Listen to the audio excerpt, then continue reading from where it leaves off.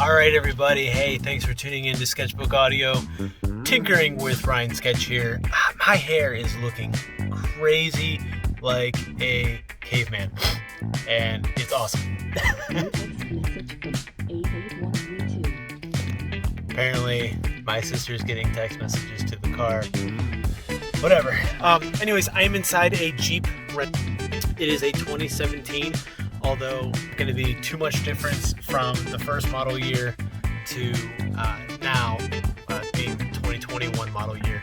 With the exception of if you already had the LED lights, this video is relatively pointless. So I apologize for the lighting right now. I'm going to show you real quick how to take out one of the taillights and put in an LED bulb. So if you have the standard halogen bulbs, you're going to have a bulb that looks like this. And it is a, wow, this one says 921, it's 12 volt, W16W, doesn't matter. What you need is one of these. It's a T15 LED bulb. It's a CAN bus series. This is a GTR lighting. I like this brand. I also like Morimoto, but Morimoto did not have this bulb at the time, so I went with this. And I actually got these from Headlight Revolution, so check these guys out. They're really cool. And they give you, if you get Morimoto light bulb, I had some other Morimoto bulbs that I bought from them at the same time, but you get these nice little decals that you can put on your car. Yay, decals add 5 horsepower. Woo! So let me show you real quick. I'm going to show you what one of these tail lamps looks like. So here is the tail lamp. It's pretty simple. There are two halogen, you can see it right there. There's one and there's two, and that's for your brake light and turn signal. And then you have this center one, which is your reverse light, and it lights up a nice pretty X. It's kind of cool, actually. I really enjoyed the fact that they actually created a form rather than just making like a big square. So it's kind of hard to tell with the halogen bulbs, but with the LEDs it looks pretty great. So plain and simple, there's this little pocket cover right here. It goes here, you just push this tab in, pull this off. Inside, you're gonna find the power cord. You're gonna undo this, and that's connected to the back of this. And then you are going to, and this is kind of a struggle, there's only one bolt holding this entire light fixture in, and it goes right here. You're going to turn it towards you, obviously lefty loosey, and make sure you pull this whole thing out, otherwise the head or the tail lamp won't come out. And then once you do that, there are 1, 2, 3, 4 screws that you got to undo with a Phillips screwdriver. Pop this out, make sure you're wearing a glove, and you will take off this gray piece, and I will show you what the inside of one of these looks like. Let me install this one real quick. Alright, so from the top, let me show you on this side. The pocket's a little bit different. You're just going to pull this back,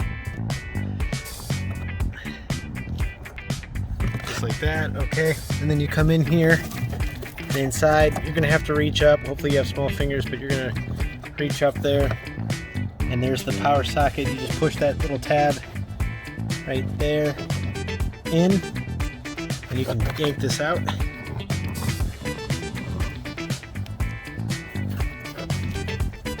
Once you have that yanked out, go ahead and loosen this guy. So this way it's going to be turning away from you.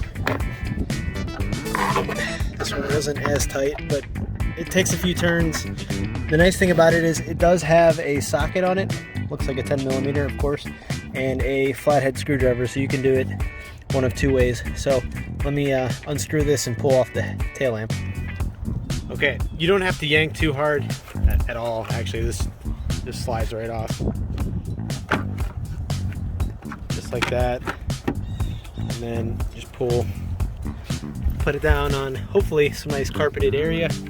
Then you're going to unscrew these 4 screws. Let me do that real quick. Okay, I have all 4 screws unscrewed. I'm just going to pull this out, and then you'll see under here you got your 2 bulbs, and then your reverse lights in the center.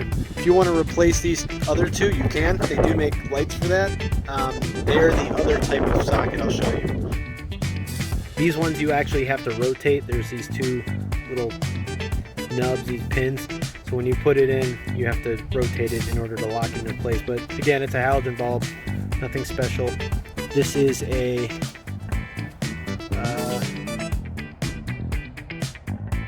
1057. This one specifically is a GE, but you can see 1057. And you don't want the amber ones for this. You just want either red or white so that the housing shows up nice and red.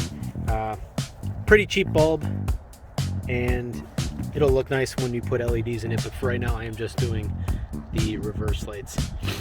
So I'm going to pop out this from the package. Then I'm going to carefully remove this bulb, which just pulls out. Okay, got the bulb out. Now I am just going to place this in here. I believe this is a little bit polarized. So what you're going to want to do is, I have the car on. I'm going to test this. And if I have it flipped around, I'll know pretty much right away. So in order to verify if you have it in the right way, just go ahead and plug it in real quick. Obviously, when you put it in the correct way. Some of the better bulbs, you don't have to worry about which way they go in, they just go in. So I would recommend these GTR light bulbs or the Morimotos.